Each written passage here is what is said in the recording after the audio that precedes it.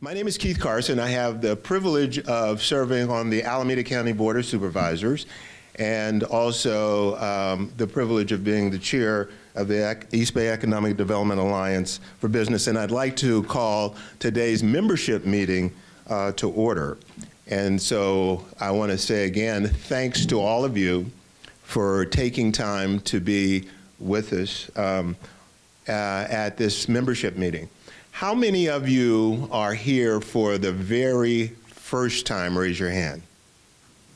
I want the others who are here and don't have your hands raised to kind of look around and make sure that you make a little bit of contact with those who have their hands up and give them additional information about the organization. Don't start pulling them down, right? Like, I saw that. Contact, I'm not sure about that, right? And then throughout today, you'll get additional information on it. How many of you have been out here before at the Hacienda Business Park for an event that East Bay EDA has hosted? Oh, that's great. For those who are not quite familiar with this organization, we're a very unique organization in the East Bay. One that has been recognized not only through the 9 Bay Area counties, but also throughout the state of California and nationally because of our uniqueness. We are a cross-sector business organization, and what do I mean by that? We have leadership from both government, from the private sector, from the academic sector, the philanthropic community. We have leadership from labor. We have those individuals who reflect all of the composition of our diverse community. We're unique because of the fact that we are also in both Contra Costa and Alameda County. Matter of fact, a little later on, my colleague Candace Anderson, who serves on the Contra Costa Board of Supervisors, who has been a real active member of the executive team for East Bay EDA, will be a part of the program. And so as a result of having that kind of diversity of interest, diversity of leadership, sitting around a common table, if you will, while sometimes we come with our different views, our different perspectives, I think that what we get to is how to make this a better place to live, work, and do business. And that's really what this is about. Living in a place that brings the quality of life out, that maximizes its full potential with all of the different interest groups that are here. And as a result of that, that's why not only are we unique, but we're recognized for a number of legislative outcomes that have taken place, how we're able to go to Washington, D.C. and in Sacramento, and to not complicate our lobbying efforts with our elected officials in Sacramento and or Washington, D.C., but to say, look at who's being represented here in this room, and we represent the diversity, and we're saying we're all here for one thing. And that makes it easier for legislators to say yes, as opposed to, I need to talk to another group. No, that other group is in the room right here with the leadership. And so that brings the uniqueness. How many of our committee chairs, co-committee chairs, officers are here? Would you please raise your hand? For you who are looking around and becoming more familiar, this is really the core of the organization. There's a lot of outcomes that take place on a regular basis in your respective area, in your respective domain, the areas that you work in geographically, and it's really because of the officers who spend a quality amount of time here working on the issues that are important not only to the East Bay but to the region. The same thing with respect to the chairs and the co-chairs on our various committees, and we will talk about those a little bit, and you'll see some of that through the mission statements that are here. We're really privileged to have Bruce Kern, who originally was the first executive director for this organization, helped to put this organization together, organization that has been around about 28 years now, with us today, and still you see remnants of what you helped to create, and we really appreciate you being here.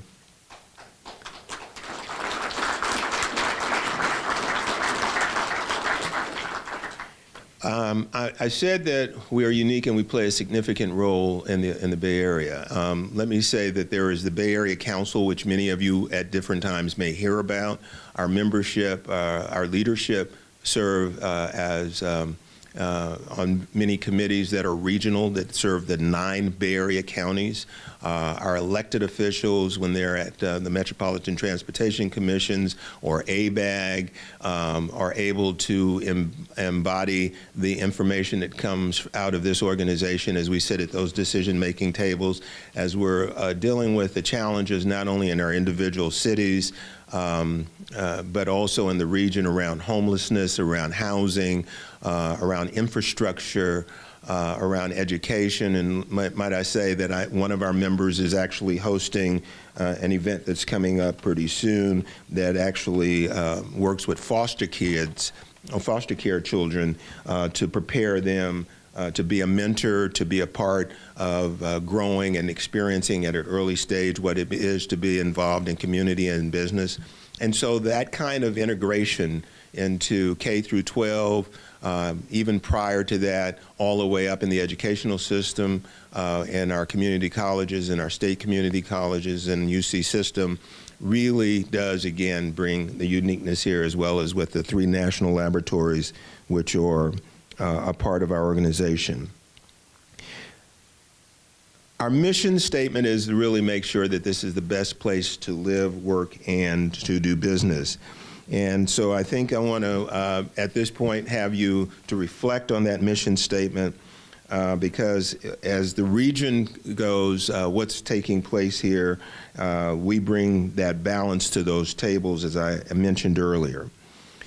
I also want to let you know that you, because of the hard work that Darian, Louie, and our incredible staff does on a regular basis, that you have the opportunity to go on our website and to access www.eastbayedaorganization.org and to follow us to pick up information, a lot of studies, a lot of information that takes place you can pick up there. And so make sure you go on www.eastbayeda.org and you'll find out more directly about items that are coming up, programs that are coming up in the near future, like our International Affairs program that is taking place pretty soon, our innovation event that we host every year at the Fox Theater for the new innovation that takes place. I want to thank James Paxson for, again, the general manager of Hacienda, for opening up the facilities and allowing us to be here. We do try to move all of our meetings, all of our subcommittee meetings, access to individuals. We try to move them around both counties. We try to do in the course of the year, in some way or form or fashion, touch each and every one of the individual cities, either directly by way of our staff and or by hosting our meetings to make it reasonable for everybody to be able to not just go one place all the time, but that's a part of being accessible. And so again, I want to thank James Paxson for hosting us here again, as well as we also had Wells Fargo to host today's meeting. We want to say thank you for that as well. So at this point in time, I would like to ask James Paxson from Hacienda Business Park to come up. Thank you very much.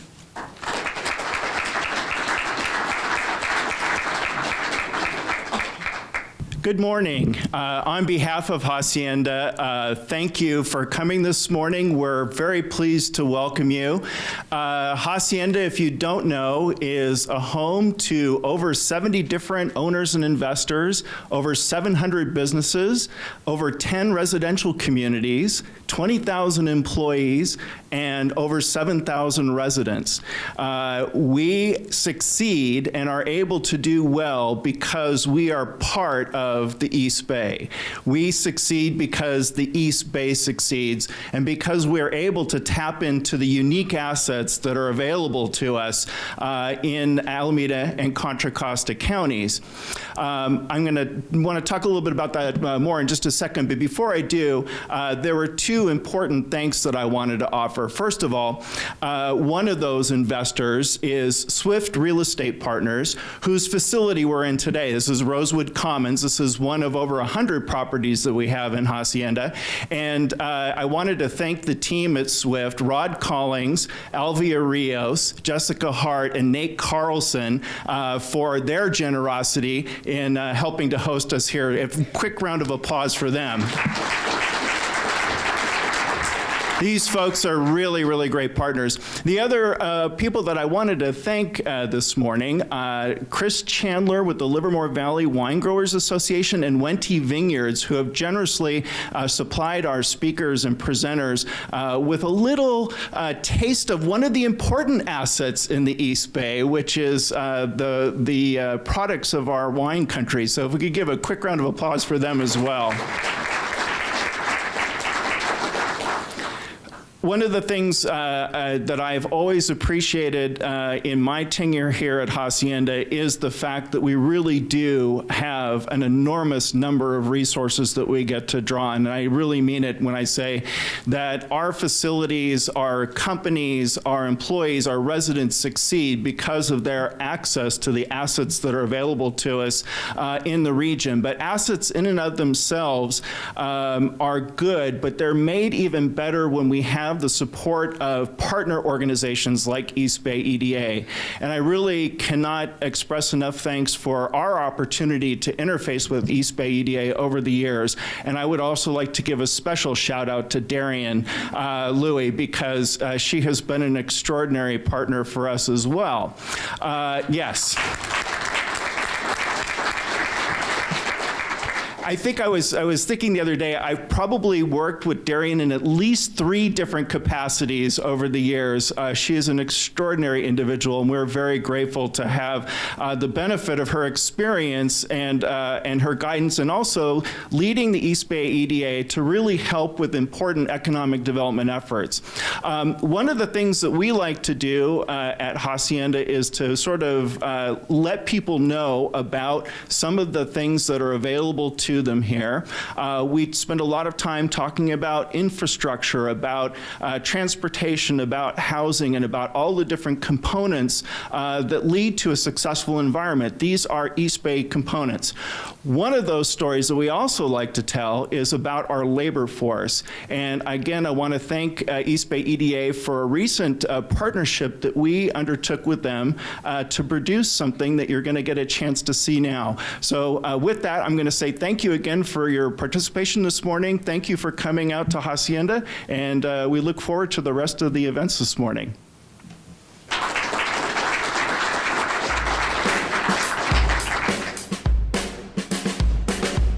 Hi, I'm Christy James, and welcome to another edition of Hacienda Video Magazine, where we explore the beautiful business park Hacienda. It's the largest development of its kind in Northern California. There are over 680 businesses here, and 20,000 people commute every day just to work in Hacienda. It's those people that make this place exciting to live, work, and play. So what do you say? We hit the streets and meet some of the people who call this place home. Jonathan, what brought you out here to the Hacienda area? Pulte. They have a really great business, and it's growing. So we moved over here, and it's better because it's more business, more professional, like you were saying. And we just want to walk. We like this area more, very much, Pleasanton and Dublin. We are always visiting this area. I love the campus feel with the greens and the trees. I like the accessibility to bikes and gym and the fresh produce market. The amenities of Pleasanton is really nice, right? I mean, there's like a basketball court over there. It's laid out pretty well. The traffic's not bad. And best of all, it's close to the BART station, right? You can't really beat that.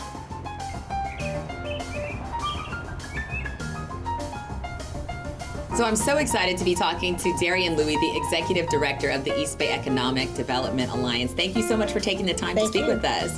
Can you describe the range of businesses in the Tri-Valley area, and specifically in Hacienda, and how that's changing the look of the Bay Area as far as the economy? One thing exciting about the East Bay is that we were never known for one type of company.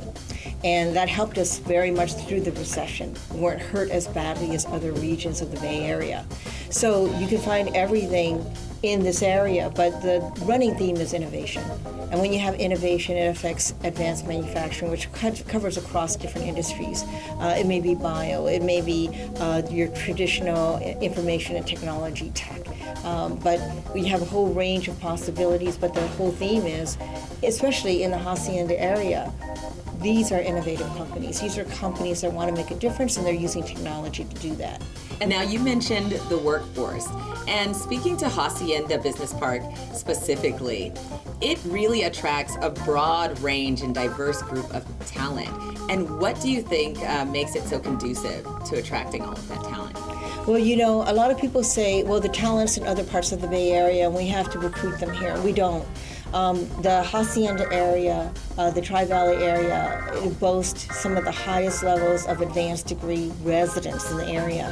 So we support them by making sure that our quality of life is second to none in the region, in the Bay Area, and that helps with retention for residents, and we look at retention for employees as well. So when we can help the employers in business retention, business attraction, business growth, that's a big part of what East Bay EDA does. Well, thank you so much for taking the time to speak with us. It's Darian Louie, the Executive Director of the East Bay Economic Development Alliance. I appreciate you so much, and I appreciate your time, and thank you. And one last shout out for people. Where can they find information if they're interested in getting help for their business or to help grow their talent pool? Tell them to go to us, info at East Bay EDA or www.eastbayeda.org, and you'll be on your way for some help. We're a great connector, and we'd love to connect you.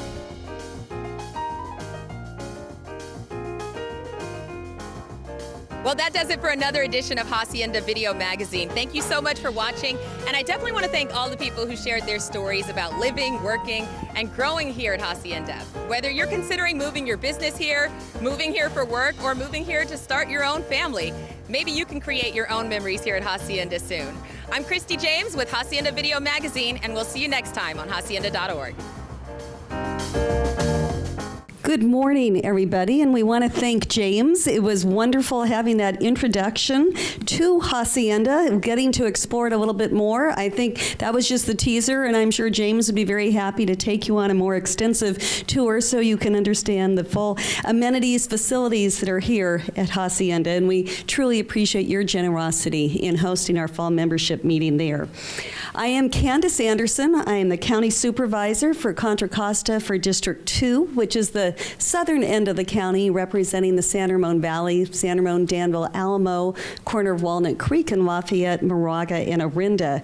I also have the privilege of serving as one of the second vice chairs of East Bay EDA. And as Supervisor Carson mentioned, as part of East Bay EDA's membership, we are fortunate to have 27 cities. All 14 of the Alameda County cities are members, and 12 of our Contra Costa cities as well. We also have the city of Benicia in Solano County, which is a member. We find that we are able to support our mayors, our city councils, our city managers, and economic development directors with our membership, with business retention, with their growth and attraction.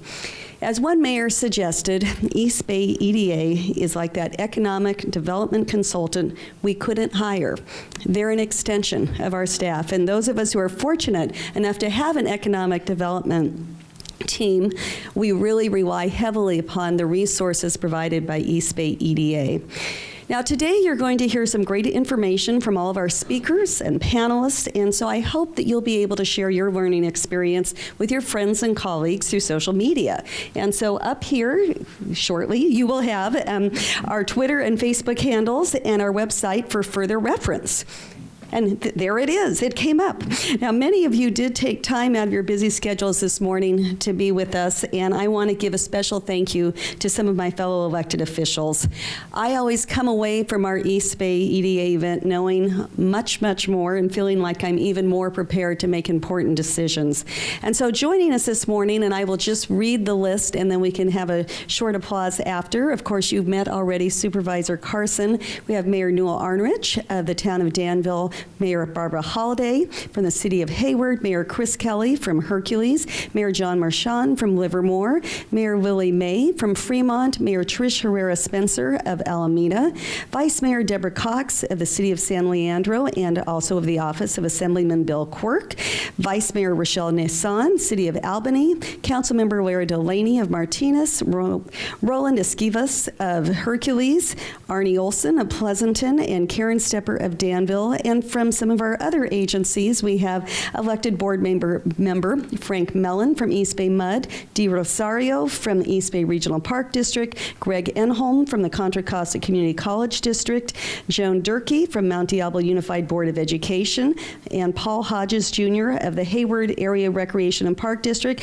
and finally, Rocky Fernandez of the Office of Senator Bob Wajkowski. So if we could have a round of applause for all of these electeds and their representatives. Now, last Friday, 16 of our members and partners joined us at Children's Fairyland in Oakland to conduct a math and science experiments with pre-kindergarten children. And this was our third STEM fair with Children's Fairyland. And this event aligned with our promotion of the importance of early STEM learning, and more importantly, providing parents and caregivers with tools and tips to reinforce early STEM learning at home. And we want to thank all of the fair participants with special appreciation to our STEM fair sponsors, who included Aduro Biotech, AT&T, Bayer, First Five Alameda County, the Oakland Athletics, UCSF Benioff Children's Hospital, Oakland, and the University of Phoenix's Bay Area campus. All of these enabled foster care and low-income children to enjoy and attend the day as well. And this year, all the children who went through the 17 activity stations each received 4 tickets to an Oakland A's game from Stomper. So that how much better can that be than getting tickets from Stomper?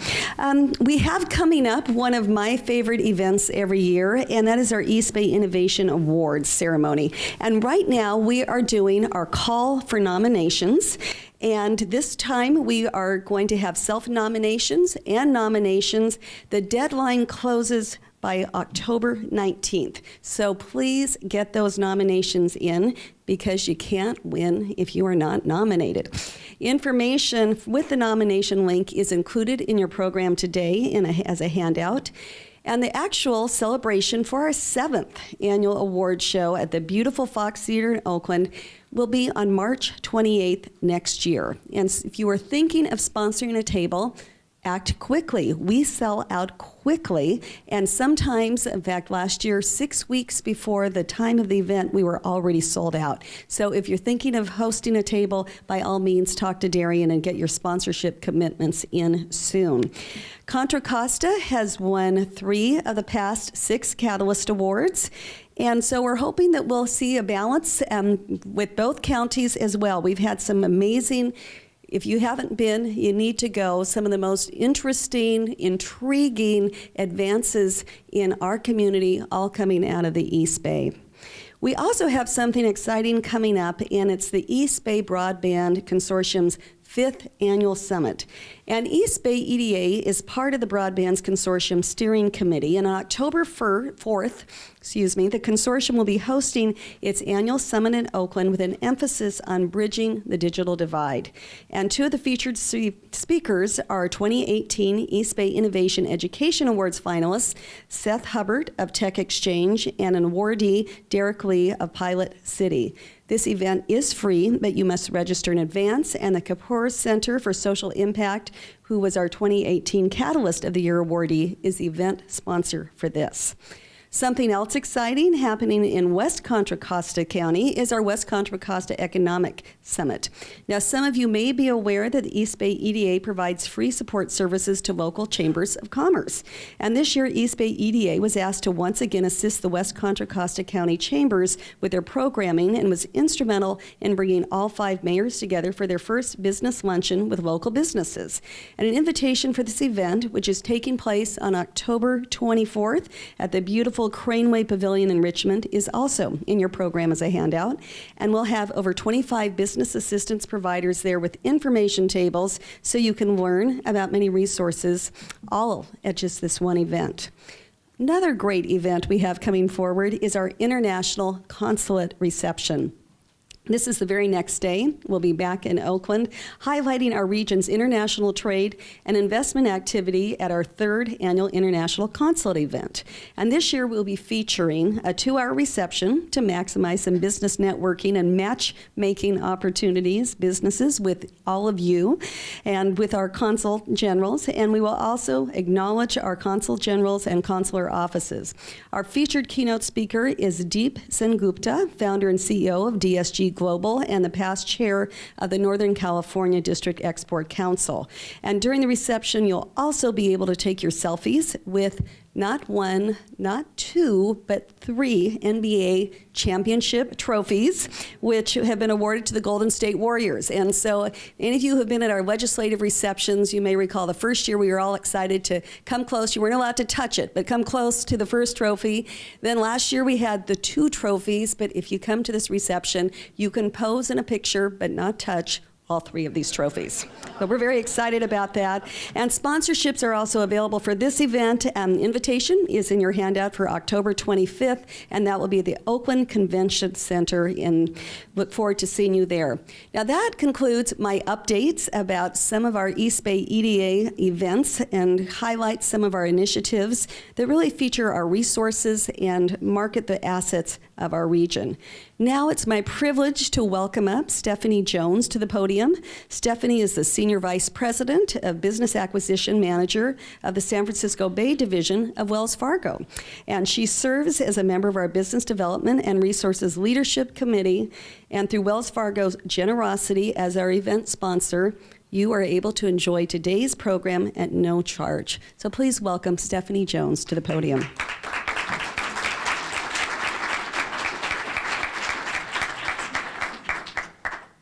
Good morning, everyone. And thank you so much, Supervisor Candace Anderson. Once again, I'm Stephanie Jones, and I am a Senior Vice President and Business Acquisition Manager for Wells Fargo Business Banking Group. I am honored to be here as a sponsor of the 2018 Fall Membership Meeting. Wells Fargo recognizes that in order for our communities to grow and prosper, we must continue to invest in local organizations like East Bay EDA. And you've heard earlier a number of wonderful events that are coming up and that East Bay EDA participates in, and it's just a wonderful organization to be a part of. I'm so pleased with being on the committee and the executive committee, and always learn a tremendous amount of information about what's going on in the community. In order to build a strong community with economic opportunities, it is important that we invest and remain steadfast in providing resources to our local businesses, nonprofits, and other organizations.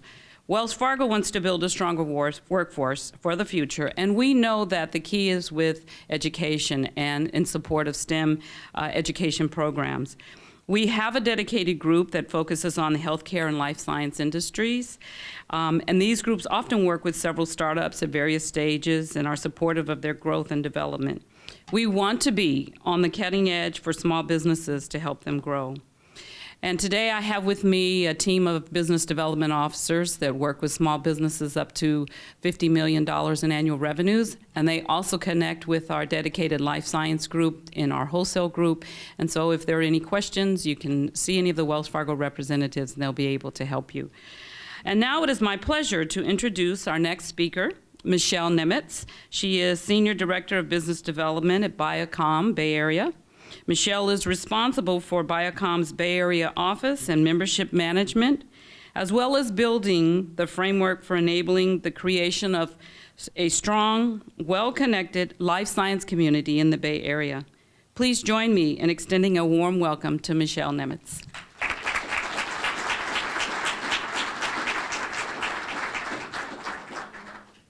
Thank you, Stephanie. Thanks very much. Good morning, everybody. I'd like to start by thanking Darian Louie and the East Bay EDA staff as well. I am a member of the Darian Louie fan club. She's incredible to work with, I have to say. I've been with Biocom for 2 years, And Biocom has been in the Bay Area for 2 years, and she was one of the first people that I met. I was introduced to her. And she's, from the get-go, she's been very welcoming, very generous with her time and resources and connections. Just a pleasure to work with. So I thank her and the whole entire East Bay EDA staff for inviting me here today. So I am Michelle. I'm with Biocom. I head up the Bay Area activities here. I've been asked to provide an overview on the biotech industry here in the East Bay, and I've expanded that to a term called life science rather than biotech, because what's happening here is more than just biotech. There's a lot going on, and I'll just touch on all of it. I've got a lot of slides because there's a lot going on, so I'll talk fast. I hope you guys can stay with me, but I'm going to start by just telling you who Biocom is, so you have some context as for why I'm here, why Biocom is here, why I'm doing this overview. Then I'll talk a little bit about the Bay Area Life Science Cluster with some specific information about the East Bay, and then I'll wrap it up with some numbers on the economic impact. So let me tell you about Biocom first. So we are a life science association. We're the largest association in California. We have over 1,100 members. Company members in our organization. We have been at this for almost 25 years, founded in 1995 in San Diego, and we have 5 key tenets that drive our mission. So first and foremost, public policy and advocacy. We advocate at all levels of government to make sure there's a good environment for the life science industry to operate in. We do a lot of networking events, building connections and building bridges, much like Darien does here in the East Bay. We focus on capital development, and by that I mean we help life science companies connect to sources of funding if they're looking for it, and we also help investors connect to technologies they might be looking for. So we serve as a conduit in both directions there. We have a group purchasing organization that leverages the buying power of our membership to create big discount contracts. Excuse me. So our members can purchase health insurance or lab supplies or office supplies or any number of other products and services at discounted rates. And then lastly, we do workforce development. And in that area, we focus on STEM education, science and engineering festivals, veterans initiatives to get veterans into the life science workforce, internships, and all kinds of other things. So that's who we are. This is where we are. We focus on California. We're a California association. Offices in San Diego, which is our headquarters, Los Angeles, and the Bay Area, which we just opened last week. We have an office in Washington, D.C. as well, because we do advocate at the federal level for the industry here in California. And we also have an office in Tokyo. There's a vibrant and big life science cluster in Japan. We want to make sure that California companies are connected to that industry over there. So we have an office in Tokyo, and we facilitate, connections and serve as a kind of a bridge to the 2 countries there. We also have formal arrangements with Australia, UK, and France, where they've also got kind of very active and big life science clusters. So looking at the Bay Area in particular, the Bay Area is the largest life science cluster in the world. About 35-ish years ago, a little company called Genentech set up shop in South San Francisco. And in the ensuing 3-4 decades almost, it's exploded around the Bay Area, but around the world. And it really all started there. So South San Francisco is the birthplace of biotech, but there's a lot going on all over the Bay Area and here in the East Bay in particular. And it's really the unique aspects of all these areas that we've highlighted that kind of make this a vibrant, thriving place for innovation to occur, life science innovation in particular. We've got world-class universities. We've got lots of diverse talent that comes in from around the world to participate in those universities and then stays here to create companies, work in companies, bring their unique perspectives to the table. We have Silicon Valley also in the South Bay, which you might have heard of. So a lot has happened there at the same amount of time. These kind of parallel industries have grown up next to each other here in the Bay Area. That has attracted a lot of different players in the capital space to support the growth of those industries. So we have capital right here. We have a risk-tolerant environment that encourages a lot of taking risks and collaborating and sharing, and people move around a lot, from company to company. So there's a lot of sharing and collaboration that goes on. Supportive service sector, of course, and then also regional and local government support, East Bay EDA being prime example number 1, right? So the Bay Area is just the super cluster of life science activity.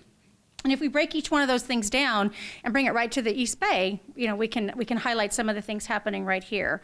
So academic research, of course, you've got world-class UC Berkeley right here in your backyard. You've got 3 national labs, but you also have the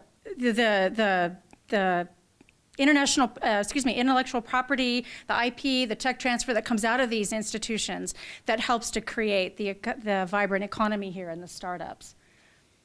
And as I mentioned earlier, you have a lot of diverse talent here in the Bay Area that comes in from all over the world, a very educated workforce, which Darian alluded to as well.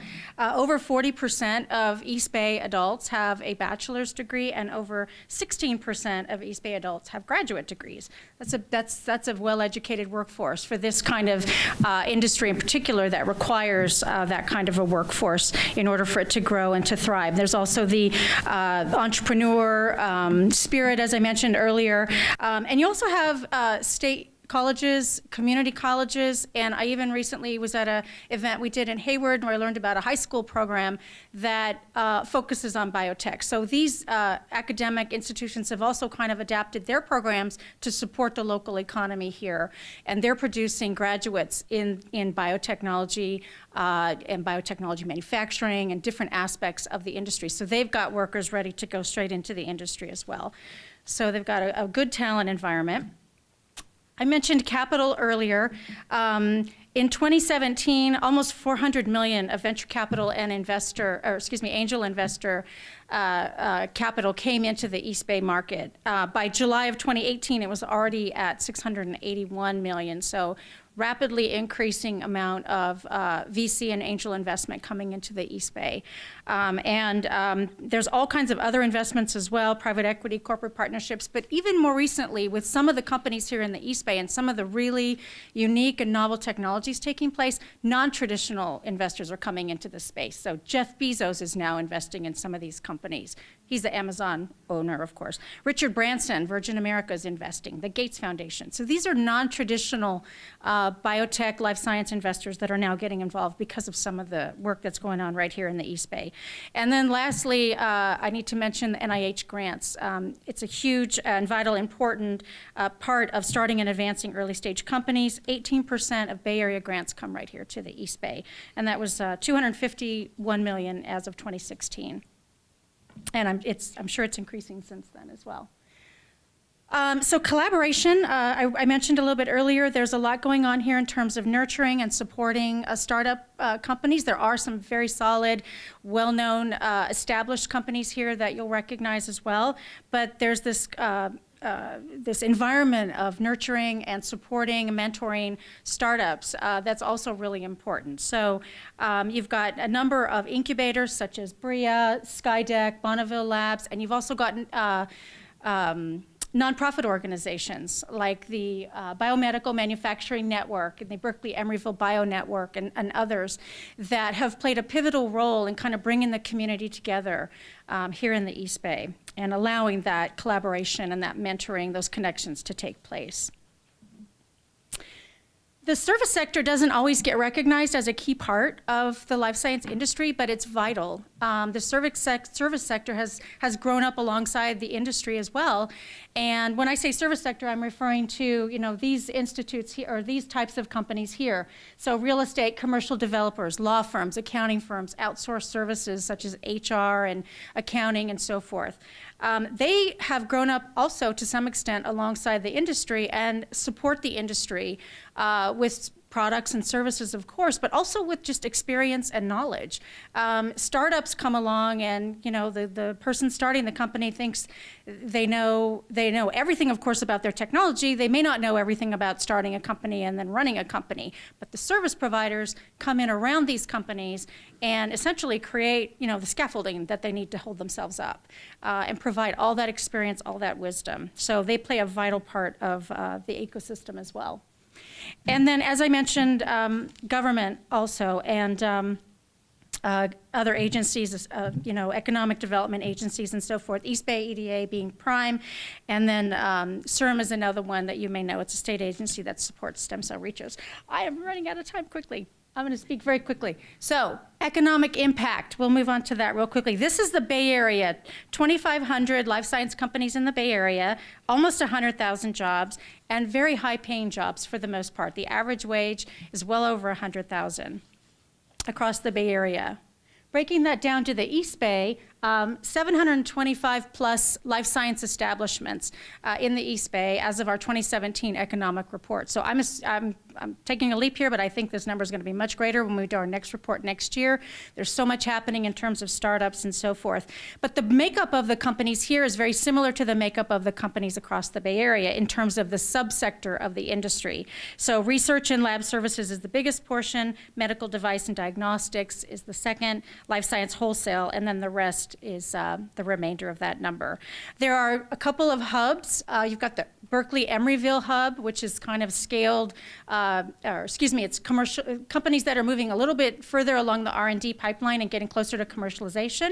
You've got Hayward and Fremont, where companies are manufacturing, scaling up, and then you also have this Tri-Valley area that's starting to explode as well. You saw the recent, I think it was a San Francisco Chronicle report. There's a lot happening right here where we're sitting right now in terms of companies expanding and growing and hiring people.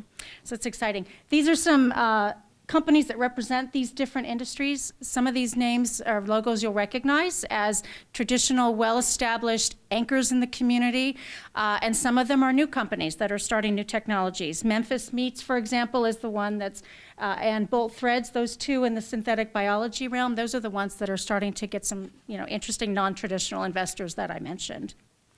In terms of jobs, this is the Bay Area slide, not the East Bay, but because the makeup of the companies in the East Bay is similar, I'm assuming the numbers are fairly similar as well. You can see there's a wide range of jobs for a wide range of skill levels. So some of these jobs are paying well over $100,000. Some of them are in the mid five figures, middle range, middle wage jobs. And then in terms of the top 10 jobs by wage and by growth, on the wage side, it's the jobs that require the highest advanced degrees for the most part. But on the growth side, I think 4 of the top 6 are in that middle wage range. So there's really a lot of opportunity for a variety of workers here in the East Bay. And then in the East Bay specifically, I mentioned there were 96,000 jobs across the Bay Area. There's 28,000 of those jobs, almost 30% of those jobs right here in the East Bay. So I think I'm running out of time, if not already out of time. So that is the end of my presentation. I hope that provides a good, but quick, I'm sorry for the quickness, overview. And in summary, it's just an industry that's made up of people who really care about what they're doing. They're very mission driven, very passionate. I'm super happy to be a small part in that picture. And I'll be around afterwards if you have any questions. So that's it for me. At this point, I would like to introduce Rich Robbins. He's the founder and president of Wareham Development.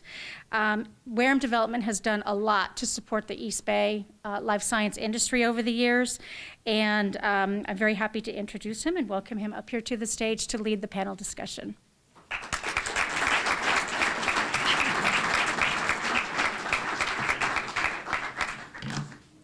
Michelle, one quick clarification. When Boyer started Genentech, CETUS was already in operation in Emeryville, California, and it came from Berkeley, California. Just a slight clarification. No pride involved there at all. And Boyer was a neighbor. You've just seen the profound impact on our economy that life science is playing. The panelists that you're going to hear from are from 4 iconic organizations. We're at a threshold with the planet, and we need innovation in personal medicine. We need synthetic biology. We need green chemistry.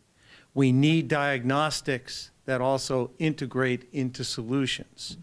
I saw an experiment going on just the other day that demonstrated a microprocessor on a stem cell.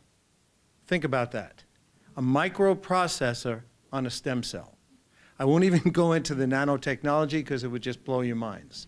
But the idea behind it is making the quality of life better, improving what's going on with less toxicity. All that ties into our everyday life. And without this sector, which is now in the throes of a wide spectrum of commercial application, some of the tenants you just mentioned before, Michelle mentioned, Bold Threads creates clothing and recreates what a spider does with silk. It's remarkable. The personal medicine that's going on in immuno-oncology is off the charts. And what it also is doing is bringing strategic alliances together, so not one company is isolated, but they're strategic alliances and joint ventures where one drug maximizes another, or one marker helps another drug achieve a different goal. Now those are a lot of words. How do we get there, and how do we keep the quality of life and innovation going on? It starts by the East Bay EDA taking a more active role in education in the underserved community. You have a letter in here that Dr. Morishita and Sarah Radcliffe put together about early math. The statistics are overwhelming, that if you do not infuse our children with an ability to deal with math, and obviously English, early, by third grade they're lost, and they never catch up. We have 700,000 kids in schools in these two counties, and we're not doing enough to get them educated with skill sets, whether it's with trades, 2-year schools or 4-year schools, by starting in preschools and getting them infused with the ability to see light at the end of the tunnel, regardless of their social strata and what nurturing they have at home. Our schools can't be used 185 days a year. We need them to be community centers. We need summer programs. We need after-school nurturement. We need to have this infused with organizations under several umbrellas working together not to duplicate bureaucracy. And if we're going to allow bureaucracies to dictate, we're not going to have a vibrant life sector innovation area in this county, in that county, in the Bay Area. I could get basic about transit and housing, but then we don't have enough time. And the iconic panelists are needed to be speaking to you about how important their work is. But it's even more vital that we invigorate the East Bay EDA in these issues, because as you just saw from Michelle, the service sectors all augment other specialties, whether it's in the technology or in the research group. Please read this letter about the early math. Please get involved. It doesn't matter where you get involved, but we're all part of a very small planet right now, and it's a watershed moment. So please also read the bios, and I'm sure most of you can read, in the packet so that you see what the organizations do, what Mary represents, Jens, Chantel, and Ron. These are iconic East Bay organizations that have been here and moved the economy, but even more profoundly, changed the quality of life. But they all are subject to the need for an educated labor pool, a higher level of skill sets. Because if you don't think artificial intelligence is going to be a threat, understand it already is. And if we don't educate the kids, this sector and all sectors are going to be under siege. So please take that to heart. And with that, I don't want to waste any more time. Let's get our iconic panelists up on stage, please. Mary, Jens, Chantel, and Ronald.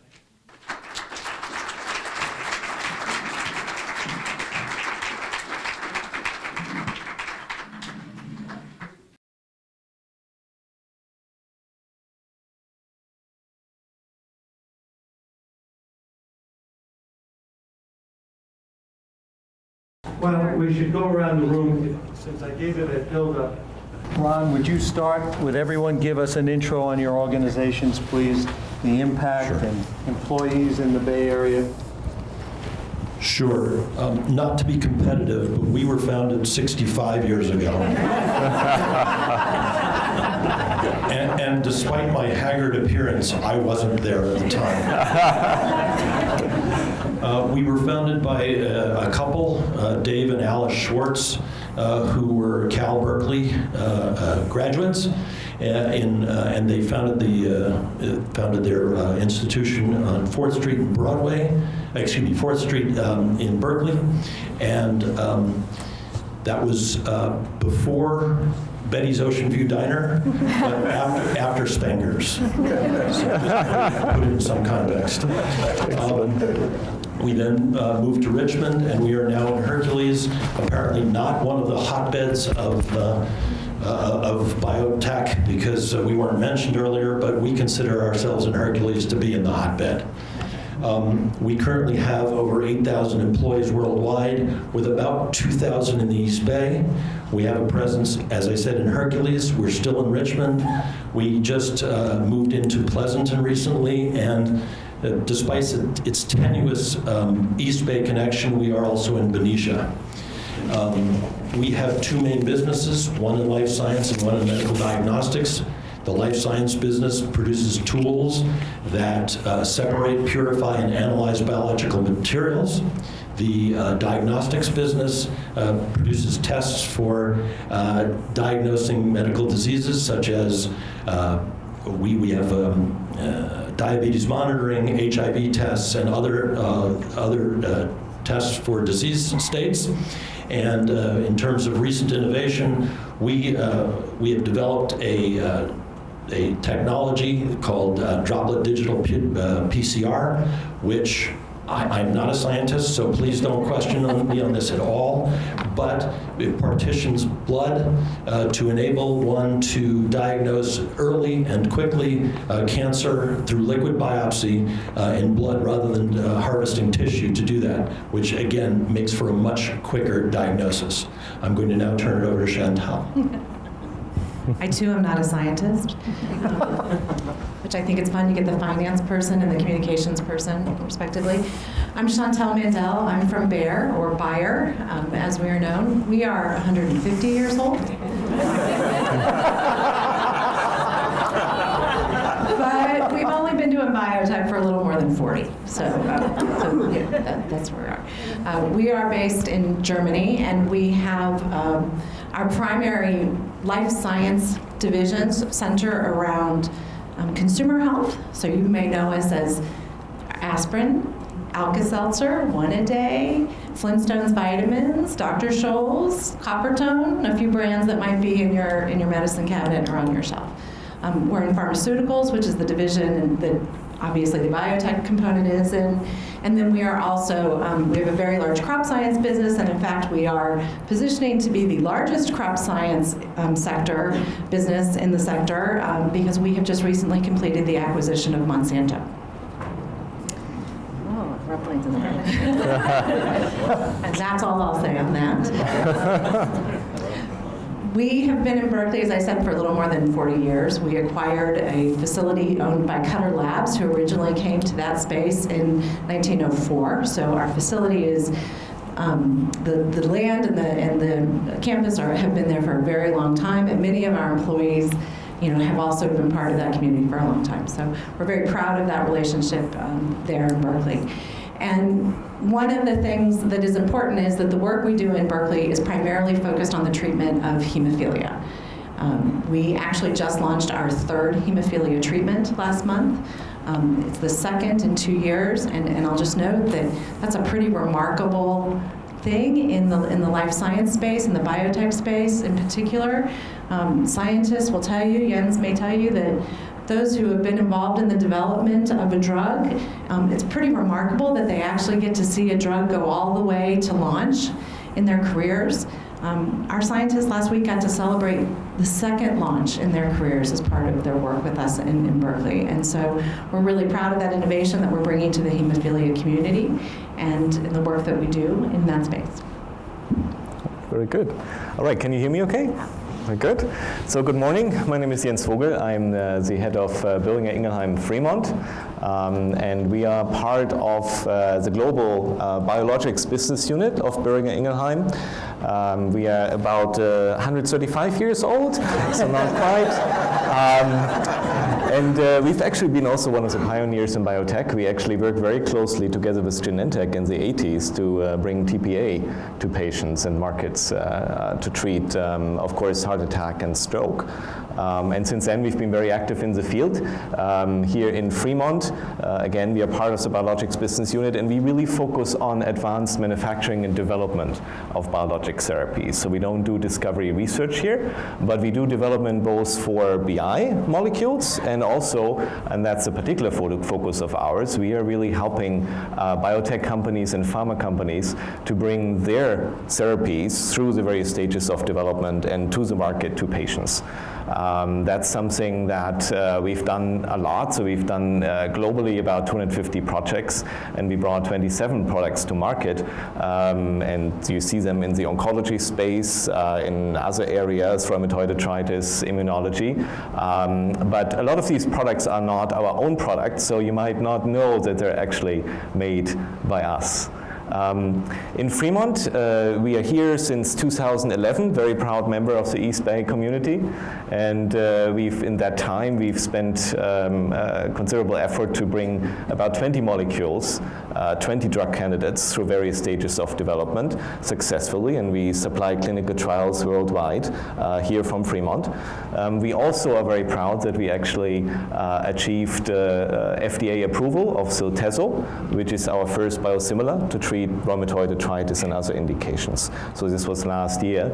And now we are in a very exciting phase in Fremont, in which we are basically investing about $220 million to expand our capabilities, expand our capacity, and we'll create about 300 new jobs as we are gearing up to launch about 3 to 4 new products in a variety of indications, especially in oncology, over the next 3 to 4 years. And maybe just briefly on innovation. So innovation is really important to us. It's really key. It's one of the reasons we are here in the Bay Area, really, because we believe we can do this here probably better than anywhere else in the world. And so we spent the last 5 years to develop a next generation technology which we really believe can ultimately revolutionize the way biologic therapies are developed and manufactured. And we've proven that in pilot scale. I'm a scientist, you can see that. That we can actually achieve productivities that are about 1 order of magnitude higher than anything else we have today. So we're very excited about that, and this is something that we also then hope to offer very soon to partners all across the Bay and globally. So, thank you.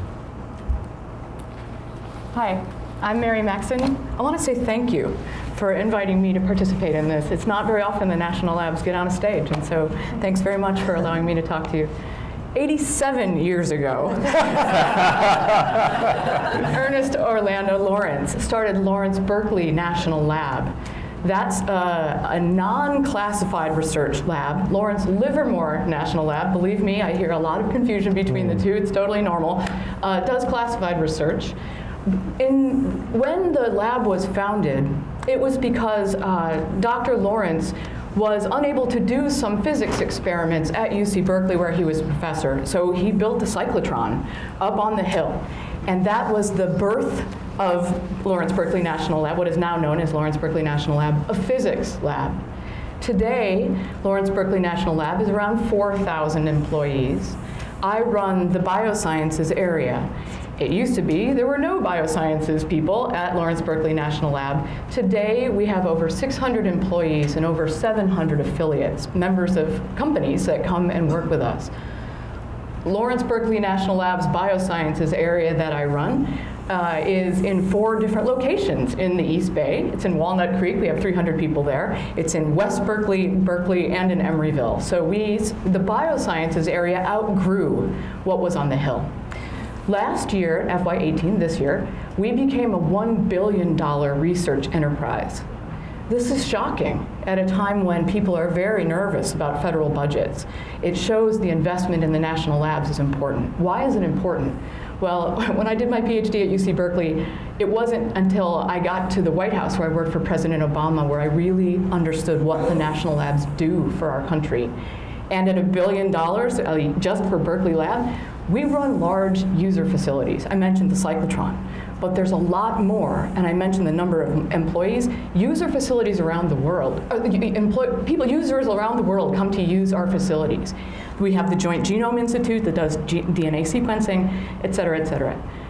I think that when you think about the role of the national labs in bringing together hundreds of multidisciplinary scientists to work on a single national problem, bigger than universities could ever do, much more costly than companies can do, I think we're a very important part of the ecosystem, and that's why I joined the lab. And as an example of recent innovation, just a couple years ago, the Department of Energy and Berkeley Lab partnered to create what's called Cyclotron Road. Cyclotron Road is a new program that allows companies to spin in to Berkeley Lab, to work side by side with our researchers and to use our big user facility, our big physics toys and other stuff. This is now in its 4th cohort, so it's very successful. A lot of companies want to come in, and I could say that it's physics company, energy companies, it's biological companies, and right now we are seeing other institutions, including national labs, but not only, MIT being one of them also, is trying to replicate this in other parts of the country. Just another clarification, Michelle. You left out QB3.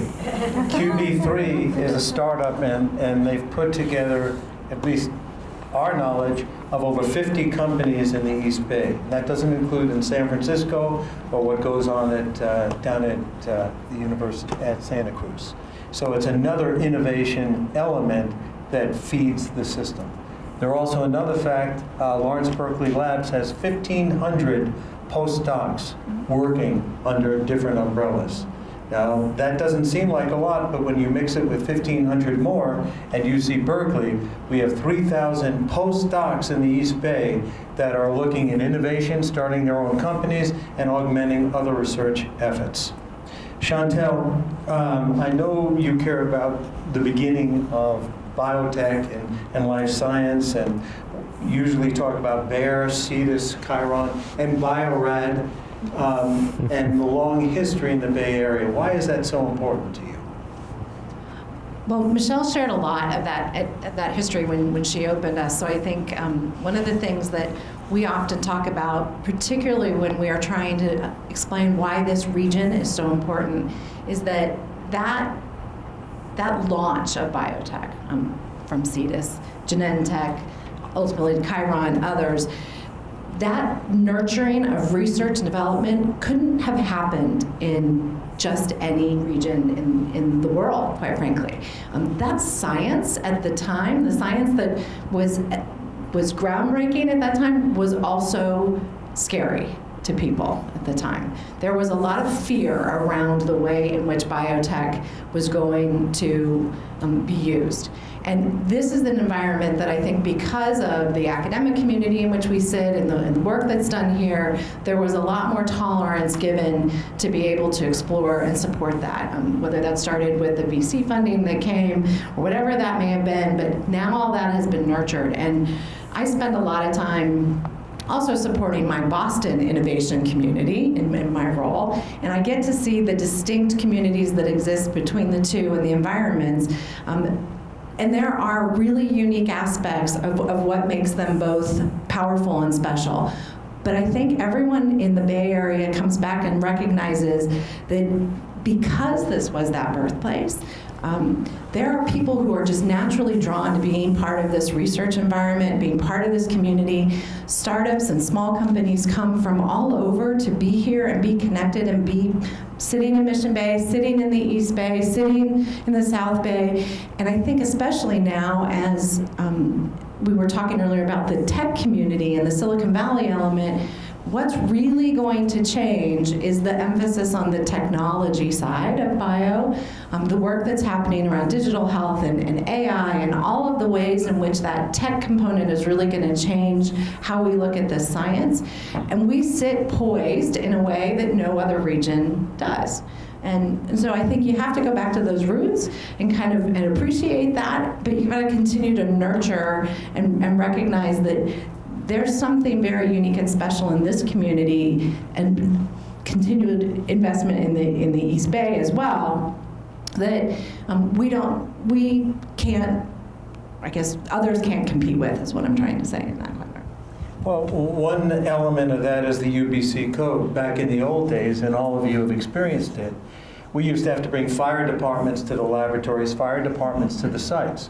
We'd throw, of course, barbecues and try to give them some beer and explain and educate why they come there if there's a fire. And so at the end, the different fire chiefs from Berkeley and Emeryville at the time, and it was over at CEDIS and Chiron, I said, do you understand? See how safe it is? See all the systems?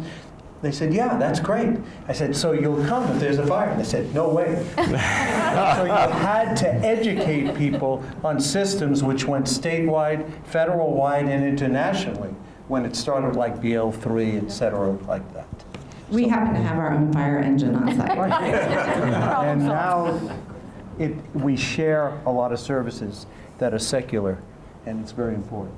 Ron, moving forward, how do you see Bio-Rad innovating? What do you see coming in the future, please? Well, for us, it certainly starts and ends with the customer.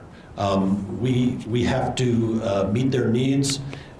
We provide tests, as I mentioned earlier, as well as tools, but other people are actually doing the testing and other people are actually doing the research. So we need to supply what they need. That's first and foremost. So when we talk about what's new and different, I mentioned droplet digital PCR earlier. We're also developing new tests for autoimmune disease and things like that.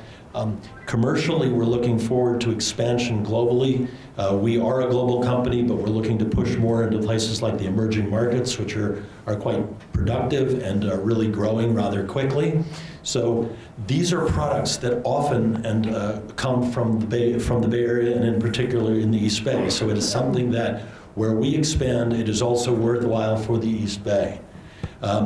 When you look at diagnostics as one example, the spending on diagnostics is estimated to be in the neighborhood of sort of 1 to 2%. There's some debate on medical spending, while the treatment of those diseases can reach 70% of medical spending. So, and you can cut dramatically the cost of medical spending by early diagnosis. So these are things where we're looking to innovate, to improve. It's faster, better, less expensive, are all things that we're looking to work on in what we do. So that's where we're headed. Recently, there was a convention by the San Francisco Business Times honoring 4 great women in life sciences. And it not only told their stories, but it brought about the incredible need for diversity within the sector. Jens, I know this is near and dear to your heart. Would you kind of elaborate what PI is doing and what you think needs to be done? Sure, of course. And as you say, Rich, I'm very passionate personally about innovation. Innovation, of course, but diversity as a foundation for innovation, really. Ever since I came to the Bay Area, which was in 99, 2000, and I started in a team of about 25 people from 17 different cultural backgrounds, and about half female, male. And I witnessed firsthand the power of that. I mean, basically, when you take a really diverse group of people from different educational background, different cultural background, different gender, again, very diverse, put them together and get them to really form a real team, work on challenges and problems together, where they really look at these challenges from different perspectives. I mean, that's incredibly powerful, because that diversity of thought ultimately then leads to the best creative solutions and innovations. And innovations, by the way, always happen at the intersection between seemingly unrelated disciplines. And so this is, again, I think, really the key to the success that this area enjoyed over such a long time, because people come here from all over the US, people come here from all over the world, really, to work here and come together and create something. And that's what we are trying to harness. And again, to me, that's one of the reasons why we are here as BI, as Building Ingelheim. And when you look at our team, so we have about 45% female. We have basically every culture, and we speak every language, I think there is almost. So we recently had a delegation from Vietnam. We could give the tour in Vietnamese. We can do it in Japanese. We can do it in French. We can do it even in German. So this is something, again, that's very powerful, and you see this all the way, including my own leadership team. which to me was also very important to have that diversity also through all layers of the organization. I think that's great, and I urge you all to see that tape from that Business Times conference. It's staggering some of the things that came out of it. Mary, near and dear to your heart is climate change, waste, materials, where synthetic biology and green chemistry try and take some of the toxicity. But lately, you're working on an innovation plan at the lab to try to put all that together in a map. Yes. Where to start on this? Let's start with DNA, because that's really what matters. DNA is a programming language. Not zeros and ones, but A's and C's and G's and T's. You can program biological organisms to do not anything, but a lot. And I mentioned the core capabilities of the labs. One of the things that I realized was missing, I worked in the for-profit sector, I was a metabolic engineer, made stuff using organisms, was an open public biofoundry. I went to Congress in 2015 and testified about the need for an open public biofoundry. Today, the Agile Biofoundry exists in part to harness the capabilities of 8 national labs around the country, led by Berkeley Lab, to use waste, carbon, to create valuable stuff. And what that looks like depends on whether you're a company that's interested in making foods or fuels or chemicals or materials like the silk threads. There's a lot that biology can do and has done that's locked inside companies. And if we can get that knowledge base together in a public setting and learn how to drive the development of biological systems faster, cheaper, better, more responsibly, we can transform biomanufacturing in the United States. That feedstock that comes from petroleum, that roughly 15% of the barrel of oil that goes to create plastics and nylon and all that stuff, biology can make that. And if you think about what we have in California, forest waste, agricultural waste, municipal solid waste, the next gold rush in California, I think, could be waste. If we can figure out a way to pull together some resources to really drive the biology in this direction, we can create a sustainable system, not only in California, but with the national lab infrastructure all across the country, hopefully someday, creating a networked system of biofoundries very near where the biomass is created. Meaning, not big refineries in the middle of the country where all the corn is to make ethanol, but on the ground in rural areas to create jobs, high-tech jobs in rural areas using carbon waste. Fact, 8% of all plastic is recycled. 8%. That's why it's in our oceans and everywhere. Think about what we could do if we take these materials and they have a second and third life. So that's quite the point. I forgot to say one thing. Please. The United States is the Saudi Arabia of biomass. Will never be exported. We have everything we need in the US to do this. Now we have to use it. And also the point you made, politics aside, Rick Perry increased the budget of the national labs, so everybody knows. Guys, one of the most important areas of the Bay Area is innovation. On a go-forward basis, there's competition everywhere. The cost of living here isn't fun. How do you see us maintaining our competitive edge here? Jens, would you kind of lead off on that one? Sure. I think, again, we already talked about the diversity, which is something that, we need to continue to leverage, right? I mean, it's not a coincidence. I really think the Bay Area is arguably the most diverse place on the planet. And that's honestly why we have been ground zero for so many earth-shattering disruptive innovations. So we need to really continue to leverage that.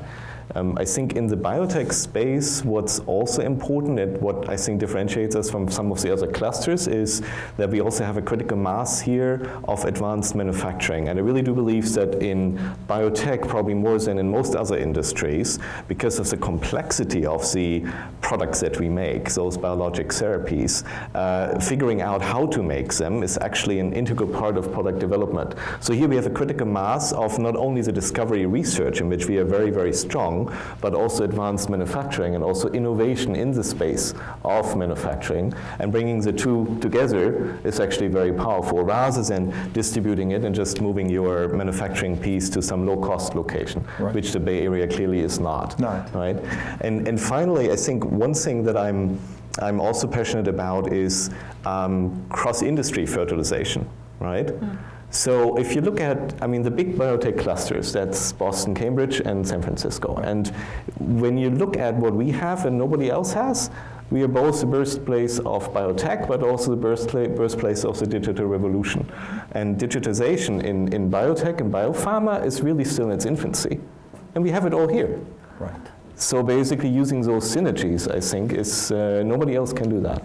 Well, and we're seeing it in the industries in green chemistry. We're seeing it in companies that, with the biomass, but we're also seeing it in personal medicine and in diagnostics. The PCR came out of CETUS originally, and it has phenomenal applications. Ron, you want to tackle that one as well? Yeah, I think that when it comes to innovation and it comes to sustainability here in the East Bay and in California in general, I think something you touched on earlier is really crucial to that, and that is investment in education. We have a situation where budgets are under great pressure. One of the founders of our company, Dave Schwartz, came from Brooklyn, New York. He went into the Army. He then went to Cal, and then settled here because he liked it, because it was his business, but also because he got a great education here. My fellow panelist, Dr. Maxon, is also a Cal grad. I don't know enough about her to know whether that was the reason she settled here, but nevertheless, we have to invest in our higher education institutions here, whether it's Cal, Stanford, USF, Cal State East Bay, some of the community colleges. That is crucial to the well-being. It is not coincidental that a lot of these hubs of innovation, whether it's in tech or whether it's in biotech or anything else, center around educational institutions of higher learning. But we have to make sure that they continue to get funded so that we can continue the growth in those areas. Right.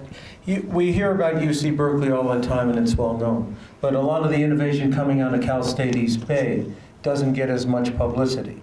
And that is the key, is broaden that spectrum to have these skill sets brought about so that industry can continue to innovate, but also to cross-pollinate. Chantal, you want to say a few words, please? I'll just add 2 points, and maybe I'll start by with your point on Cal State East Bay, who's a really critical partner for us.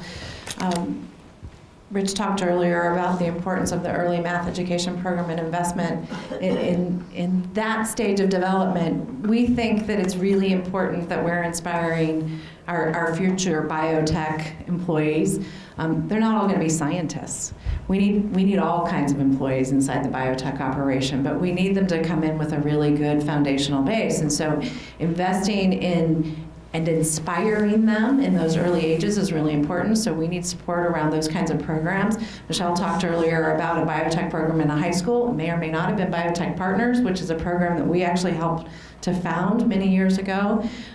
These are really critical programs, especially for kids that are at risk and aren't necessarily in a place where they see themselves working at a company like one of ours or an organization like one of ours. No one else in their family or in their neighborhood works at a company like one of ours. But there's no reason that they can't, and they just need to be inspired by someone who can show them that it's, there's a path to that, and then we have to help create that path and support and enable that path. And the beauty of programs like that is that we create not only the educational foundation for them, we're giving them those tools, but we're giving them the experiences by bringing them in and letting them work side by side with our staff while they're in high school. I mean, these aren't college internships, right? While they're in high school, we let them come in and work in our labs. And they are completely inspired by those experiences. And the kids that are now our employees, who've been through those programs, are the best evangelists that we can have for our company as a result of that experience. Because they grew up with us, right? And they learned from us. Let's speak about the East Bay and its advantages. Mary, I know that you're a national lab, but you're very familiar with the East Bay and why so many people gravitate to the 3 national labs. Yeah, the East Bay, there's an ecosystem that we depend on three legs of the stool of ecosystem and innovation in biotechnology. UC Berkeley, where, as mentioned, cutting edge in independent research going on world-class problems. The National Lab, our lab, bringing together teams of researchers, right, from independent science to team science. And then in the East Bay, the companies, the technology transfer to those companies that give an opportunity for the technologies developed not just at UC Berkeley, but also at the Berkeley Lab, into the public domain to create new public good. That's really important to our lab. That's why we continue to draw people in, because of that ecosystem. Jens, how about yourself? How do you view the East Bay and all the advantages and value to BI? Yeah, it's a combination of many things. I mean, the talent pool we already talked about.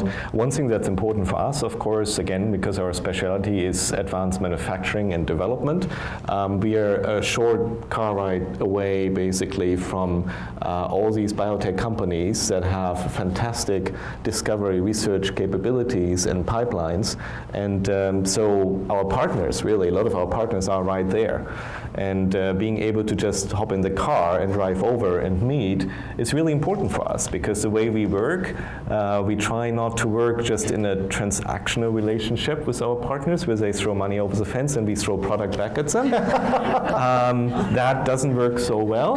What you really want to do is you want to create joint teams where really everybody's driven by the same goal, and that goal is to bring new medicines to patients in need as efficiently and quickly as possible. I mean, that's why most of us went into biotech to begin with, right, with that goal. So forming those integrated teams is just naturally easier if you don't have to do it by Skype, and you can actually physically meet. So that's a big advantage for us as well. It's a big one for me, too. We have hundreds of tenants that use your services, because most research companies are not very good manufacturers.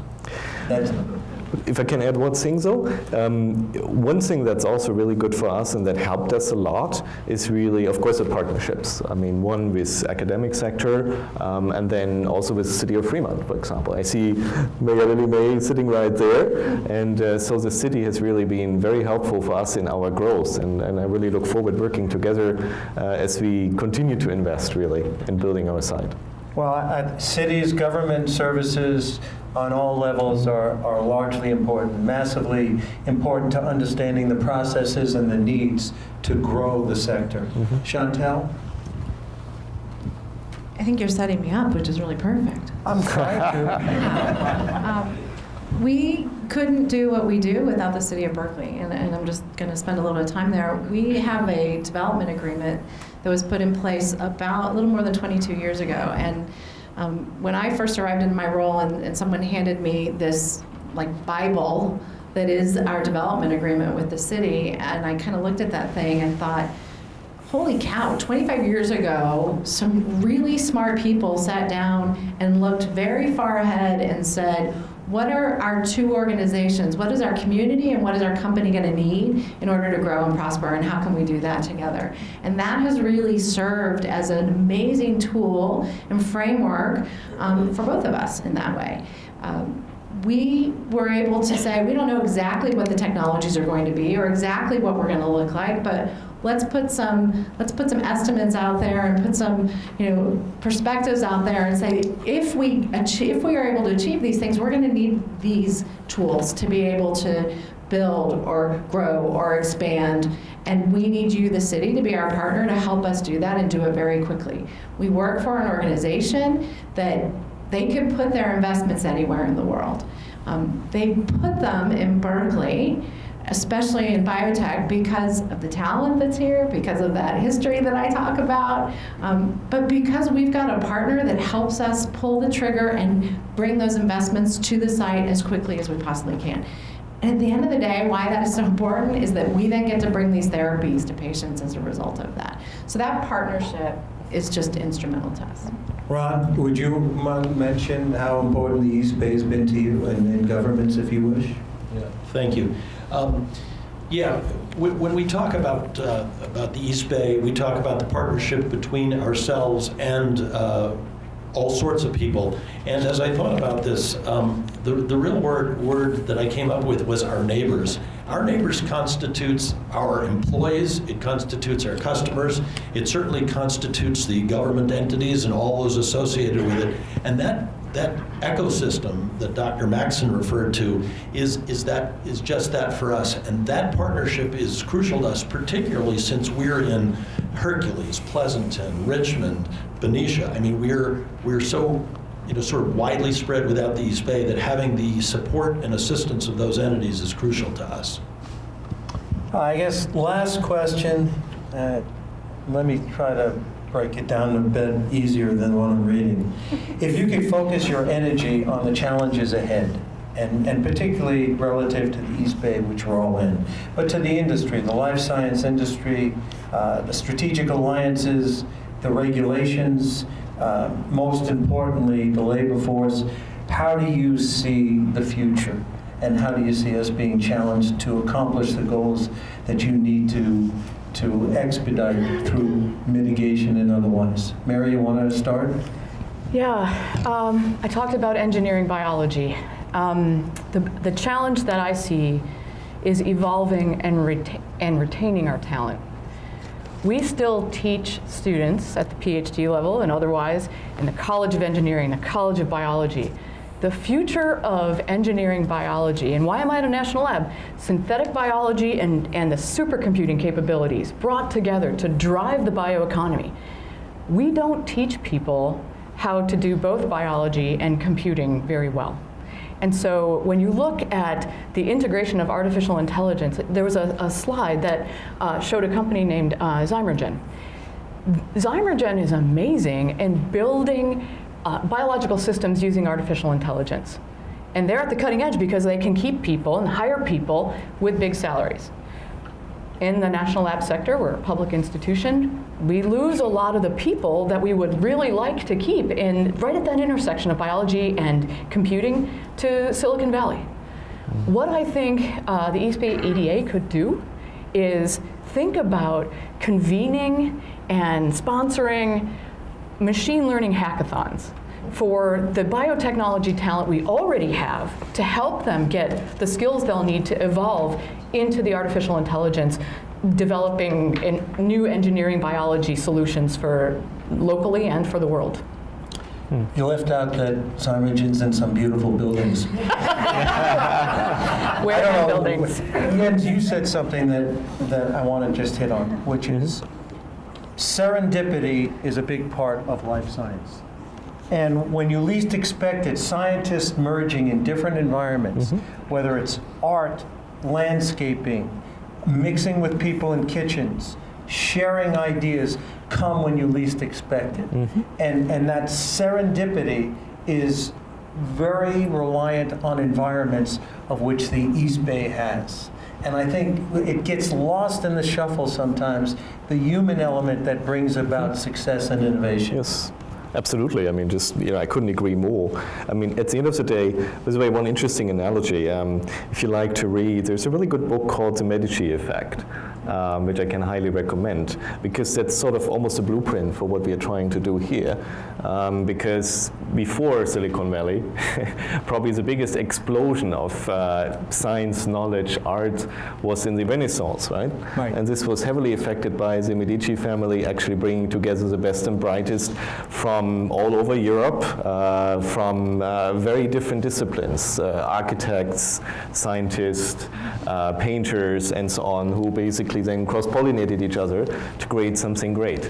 And that's, of course, what we are doing to some extent in the Bay Area, and we have to do more of, I think. And East Bay EDA can play a critical role in making those linkages. As can diversity in early education and keeping women involved in life science. Absolutely. Yeah. Chantel, did you want to add to that, please? Sure. I think from my end, maybe a point that's a little bit, also expand a little bit on the notion of nurturing the ecosystem. We've got to make sure that we are creating environments where we allow these early startups, young researchers, I don't mean young in age, young in the development process, we create environments where they can hit the ground and get to work on their research. The development of these new therapies takes a very long time. Now it's shortening, but I don't know if you all realize that generally the life cycle of a drug is about 12 to 15 years. There's about $1 billion that gets invested along the way from all the concepts before a drug actually comes to launch. It's a really expensive process. It's why we need organizations like BI, because all those companies need a place to be able to take their advancements as they move and bring them to fruition. But we need to create environments where those companies, those small companies and startups can come and grow and be focused. And part of what makes Boston so awesome is that it's all sitting right there in the middle of Cambridge. And you walk down the street and everybody is in biotech. And they're having coffee and they're connecting, and that serendipitous moment happens. And that's not as easy to do in the East Bay. So what we need to do is make sure that we're creating environments where that ecosystem can be nurtured, where we can create hubs, where we can create events or avenues where that connectivity can happen. Because what is awesome about the East Bay is that we get to have large manufacturing facilities and large technology organizations, and we have other kind of benefits that we can leverage. But that keeps us fairly far apart. And it's a lot harder to bump into somebody in the coffee shop than it is when you're sitting in the middle of Mission Bay or in Cambridge in that way. Ron? Yeah, first of all, I want to say it's a little odd being up here feeling like a 65-year-old startup, but my colleagues who've all been here or been around significantly longer. But being the finance person on the panel, I'll change the tune a little bit and just say what we need is something that actually Ms. Mandel referred to a little earlier, and that is we need to have a livable place for our employees. And that is we need affordable housing. We need good school systems starting from the very earliest stages in elementary school, nursery school, et cetera. We need better transportation or public transportation as well as better roads, et cetera, so that we have places where we can have the employees who aren't necessarily the scientists and earning top dollar, but the people who are supporting as well as the scientists. So we need to ask all of you to consider what we might do to support our staffs so that we can have people to support the growth that we want to achieve. I would also say we also need to consider a business-friendly environment. I'm not trying to say that anyone's unfriendly, but just when one thinks about it, when one thinks about what we're doing, just recognize that we are part of the ecosystem again. And we're not asking, nobody up here is asking for any handouts per se, just an environment in which we can operate and be competitive and that way be a part of the sustaining community. Boy, as a developer, I'm not sure I'll go with that, but I think what you hit on is even more important. Coming here today, 680 cargo was totally bumper to bumper. There's a ridiculous deal that MTC cut on the Richmond Bridge for a bike lane when AM peak time could save hours on commute to have a third lane open on the Richmond Bridge for people going north to Sonoma to San Francisco and Marin counties from the East Bay, and vice versa, is huge. We've allowed too much to go on without our involvement on a business basis, on a residential quality of life basis, so those can work and be housed near where they work. So it's really part of the East Bay EDA's mission to get that in motion. It's not just this sector, though this sector is going to increasingly grow. And Michelle, we added another 1,000 jobs just in Emeryville and Berkeley in the last 6 months, so new. So it's really important that we all pay attention and help each other achieve a better goal, which is to keep the quality of life in the Bay Area so this type of innovation can take place. But I thank all the panelists. I hope you'll thank them. They come from iconic organizations and they're great people, so please thank them for their participation.